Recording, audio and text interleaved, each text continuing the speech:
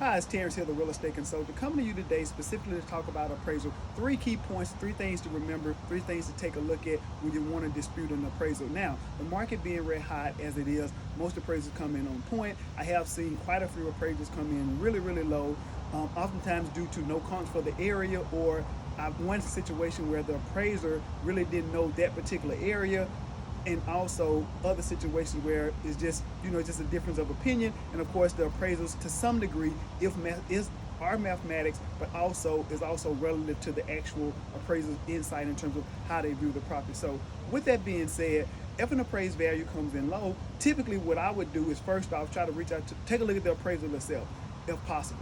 Of course, if you represent the seller, you're not obligated to see the appraisal. If you represent the buyer who paid for the appraisal, if they're at their liberty or not to show you the appraised value, the actual appraisal itself, of course they have to give you the value if in fact they want to opt out of the deal. So with that being said, once you take a look at the appraisal, then also too you go take a look at the comps. You look at the back end information in terms of more data. We're not talking about Zillow, but we're also talking about the channel report and trying to see, are there any sales that took place that can even get you close to being able to kind of dispute it or just present it to the appraiser themselves, and they'll take a look at it in some cases and go back to the appraisal company that they work for, who in turn contacts the bank, who in turn will essentially make the adjustment of the value.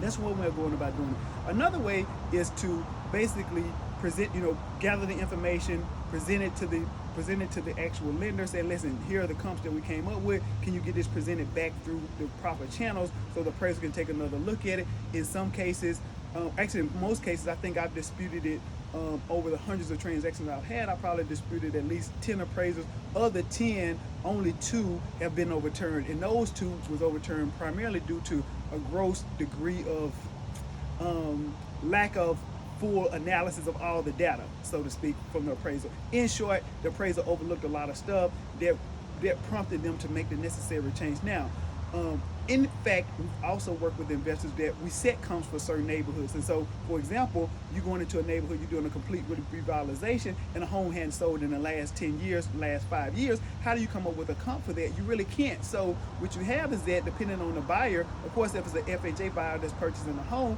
that particular appraiser stays with the property for a certain period of time. And if you're dealing with conventional, you can go from one buyer to the next. And so in situations where we've experienced where we work with some sellers and the initial appraisal came in low, we let that buyer walk.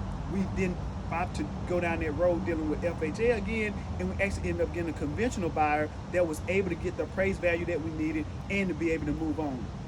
I've had other situations where we submitted information to we're blue in the face, and that still didn't turn out to be ideal for the situation. So that's number 2. Number 3 is that, of course, you can always appeal to the board of appraisers, so to speak, and that's a really lengthy process. I think on average it takes about 3 months or so before your information is getting heard. Then for me, 100% of the time, it gets sent back to me saying, listen, there's nothing that we're going to do about this. The appraiser was justified in giving the value, and so you're essentially stuck. So those are 3 key ways in terms of being able to try to figure out how to get the appraised value up. And in events you can't get it up, then you have to look at other options, and of course that could be basically pulling the property off the market for a period of time, and or if it is an investor trying to buy some more stuff on the street to kind of see if you can actually penetrate the ability to raise the values for the whole area. And of course, for an owner-occupant seller, in some cases you just have to walk away from one buyer, find another one, and hopefully down the road you're actually able to get the value that you need.